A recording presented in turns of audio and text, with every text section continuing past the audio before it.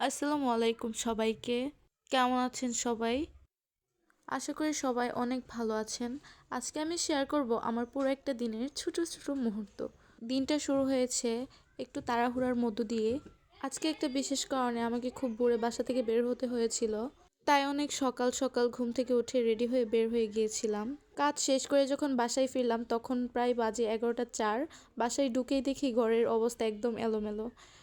আমরা যে রুমে ঘুমাই আমি, আমার ছোট ভাই আর আমার আম্মু, সেই রুমটা খুবই অগোছালো হয়েছিল। আব্বু বাসায় নাই, উনি কাজে বাইরে আছেন। বিছানা এলোমেলো, পাশে টেবিলের উপর কাপড় অগোছালো, চারদিকে জিনিসপত্র ছড়ানো। দেখে একটু হাসিও পাইতেছিল, আবার মনে হচ্ছিল না আজকে এই রুমটা সুন্দর করে গুছিয়ে ফেলতেই হবে।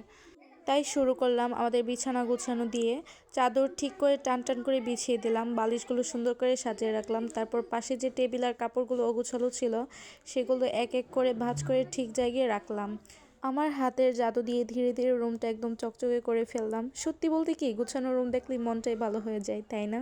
এরপর গেলাম আমাদের আরেকটা রুমে। এই রুমে আমরা সাধারণত বসে খাই, আমি পড়াশোনা করি, ছোটো ভাই খেলাধুলা করে, আবার কেউ আসলে এখানে রাতে ঘুমানো হয়। কিন্তু নিচের ফ্লোরটা একদম এলোমেলো হয়েছিল, খেলনা, কাপড়, ছোট ছোট জিনিসপত্র সব ছিটিয়ে ছিটিয়ে ছিল।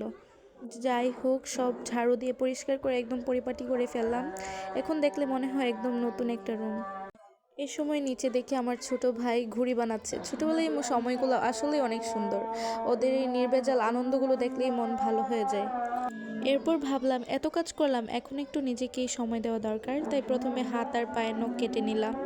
আমি আসলে পরিষ্কার পরিচ্ছন্ন থাকতে খুবই পছন্দ করি। গোসলের আগে একটু স্কিন কেয়ার করলাম। প্রথমে বডিতে একটা মিল্ক ব্লেন্ড স্ক্রাব দিয়ে ব্যবহার করলাম। এটা বডি স্ক্রাব হিসেবে খুবই ভালো কাজ করে, ফেসেও ব্যবহার করা যায়। তারপর একটা মাস্ক ক্রিম ব্যবহার করলাম, যেটা স্কিনকে খুবই সুন্দর ময়শ্চারাইজ করে আর স্মুথ করে দেয়। ড্রাই স্কিনের জন্য একদম বেস্ট। আমার জন্মদিনে আমার ফুপ্পি আমাকে কিছু ফেস প্যাক গিফট করেছিল, যেখানে সেখান থেকে আজকে একটা অরেঞ্জ পিল ফেস মাস্ক ব্যবহার করলাম। এটা স্কিন ব্রাইট করে, ডেড সেল রিমুভ করে স্কিনকে সফট আর স্মুথ করে দেয়। ব্যবহার করার পর সত্যি খুব একটা সুন্দর ব্রাইট লুক আসে। আসলে আমাদের প্রত্যেকটা মেয়েরই নিজেকে নিয়ে একটু কি ভাবা উচিত। আমাদের নিজের ত্বকের যত্ন করা উচিত এবং নিজের প্রত্যেকটা ছোট ছোট জিনিস নিয়ে খুবই একটা যত্নশীল হওয়ার দরকার।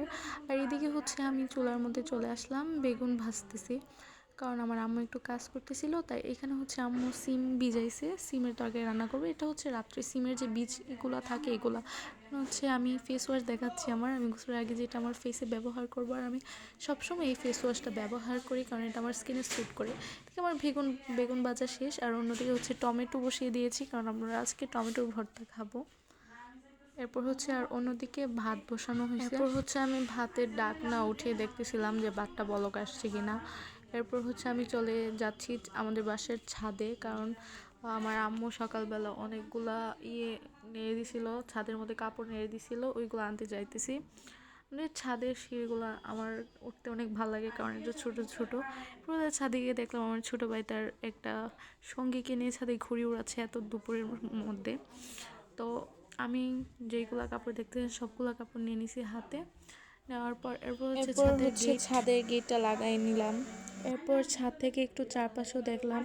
পাশের ফ্ল্যাটগুলো ছোট ছোট হলেও আমার খুব ভালো লাগে। ছোট ভাই ওর বন্ধু ছাদে খেলছিল অনেকক্ষণ ধরে। আমি কাপড়গুলো নিয়ে নিজে যখন নামতেছিলাম রুমে, এসে দেখি আম্মু নামাজ পড়তেছেন।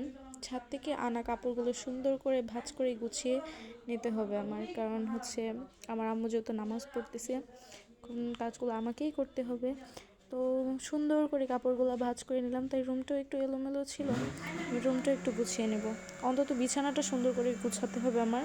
দেওয়ালে আমার ছোটো ভাই একটা ছবি এঁকেছে, ও না জেনে এঁকেছে। আমি ভাবলাম এটা কভার করে দিব যেন নামাজ পড়তে কোনো সমস্যা না হয়, ইনশাল্লাহ। এরপর আবার রান্না করে গিয়ে টমেটো চেক করলাম, সব কিছু সুন্দরভাবে রেডি হয়েছে। তারপর আমি রুমে এসে দেখি আলহামদুলিল্লাহ পুরো বাসা একদম গোছানো আর শান্ত লাগছে। সবশেষে দুপুরে খেতে বসলাম। আজকের মেনু ছিল আমাদের হচ্ছে গরম ভাত, ডিম ভাজা, টমেটো ভর্তা, বেগুন ভাজা আর সিমের ভর্তা। খুবই সিম্পল কিন্তু একদম কমফোর্ট ফুড।